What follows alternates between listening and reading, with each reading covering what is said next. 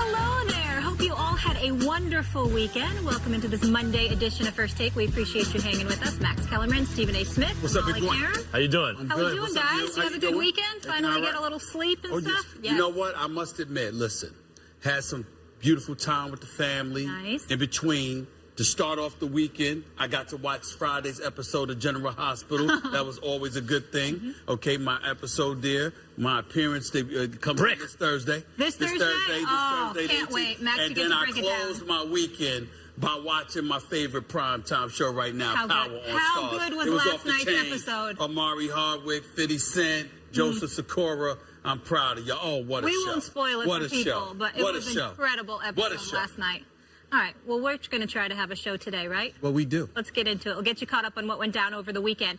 And we begin with Saturday. We finally saw football back in L.A. when the Rams hosted the Cowboys. It was Tony Romo's backup, Dak Prescott, who stole the show at the Coliseum, going 10-12 for 139 yards and 2 TDs in one half in front of nearly 90,000 fans. You know the boss was happy about that maiden voyage. TMZ caught up with Jerry Jones after the game. Take a listen. What is it about Johnny Manziel that you guys don't want him on the team, Dak Prescott? Stephen A., you were tough on Jerry Jones following his comments about his backup QB situation. Do you owe Mr. Jones an apology after Dak's performance? Well, congratulations, not just to you, not just to Max, but to all the producers here at First Take and for anybody at ESPN for thinking like evidently you all do, because I want to make sure that I'm clear by saying that is the most ridiculous question that I've ever been asked in my career at ESPN on First Take. Do I owe Jerry Jones an apology because of one preseason game? Am I supposed to get excited? Let's stop the presses. Let's throw a parade. Let's sit up there and celebrate. Let's sing Kumbaya to all the Dallas Cowboy fans out there. God bless you. You've got a backup quarterback because of one preseason game against a second unit St. Louis team, against a St. Louis team that has a lot to prove itself, because last time I checked, they haven't been in the playoffs in recent memory. It's not like they went out there and went against the first unit of the reigning defending Super Bowl champions and wreaked havoc. I didn't see that. I saw a Dak Prescott that completed 10 of 12 passes for 139 yards. Several of those passes were dip and dunks as far as I'm concerned. He had a couple of 2 to 3 good throws. He's got nice size, nice presence in the pocket. He can throw the football, nice poise. I like it. It also helped that he had Dez Bryant out there. Let's not forget that Dez Bryant is a stud. Let's not forget that Dez Bryant is one of the elite receivers in the game. Let's not forget that Dez Bryant had a foot injury last year, and because of that, just as much as Tony Romo was what crippled and decimated the Dallas Cowboys season, that Dez Bryant was out on the field the other night, okay, against subpar individuals. I don't give a damn whether it was a starting unit, the second unit. It's the St. Louis Rams, not a Los Angeles Rams, okay? So we understand their front seven is big time. We understand what their defense can be, but until it is actually proven that it reaches fruition, we're not going to throw a parade for them either. It's a nice atmosphere. Fans in Los Angeles showed out. Came up, supported the team. We all know that people in La La have a lot to do. They didn't have to be at that damn game. They could have been at Venice Beach. They could have been over in Pacific Palisades. They could have been at downtown LA Live. They could have been on Rodeo Drive. They could have been at the Beverly Wilshire. They could have been several places. But they showed up to watch the Los Angeles Rams play a game, an NFL game in Los Angeles for the first time in over 20 years. So they deserve a lot of credit for that. Fans were hyped. Dallas, with Prescott up in there early, showed out. I like it. But it's one preseason game. The very first preseason game. He's an anomaly. He's somebody that you got to figure him out. Let's see what happens. The most exciting thing to say about this is this. You clearly don't need Johnny Manziel, which Jerry Jones knew, which is why he didn't draft him. Okay? Secondly, and more importantly, the Dallas Cowboys just might finally have a viable, reliable fixture as a backup quarterback, because Lord knows you'll need it for when, not if, but when Tony Romo gets hurt. That's about all. Outside of that, all you Cowboy lovers out there, this is not the latest excuse to be delusional. This is not the latest excuse to jump on your high horse and act like we should all make our reservations for the Super Bowl. No. He's a rookie. out of Mississippi State, drafted in the 4th round, which means that 3 rounds went without him. Anybody feeling the need to pick him? I like Dak Prescott. I think he's got a lot of promise, but there's always the threat that he could be contaminated by being a Dallas Cowboy. It remains to be seen. If they had to redo that draft, just based on this performance alone, I'll bet you he moves up a couple slots. I'm not ready to put him in the Hall of Fame yet. It's one preseason game, and Dallas Cowboys fans do need to calm down and know you don't owe anyone an apology for criticizing the Cowboys. However, they have reason to be optimistic after that performance. They have reason. First of all, he really should have been perfect. He should have been 12 for 12. He had 2 passes that were dropped, one in particular that really should have been caught, but both were more or less on target. He showed what Trent Dilfer calls arm talent. It's not just that he's making all the throws, he's throwing catchable balls. No, he never really had to air it out. We didn't get to see that.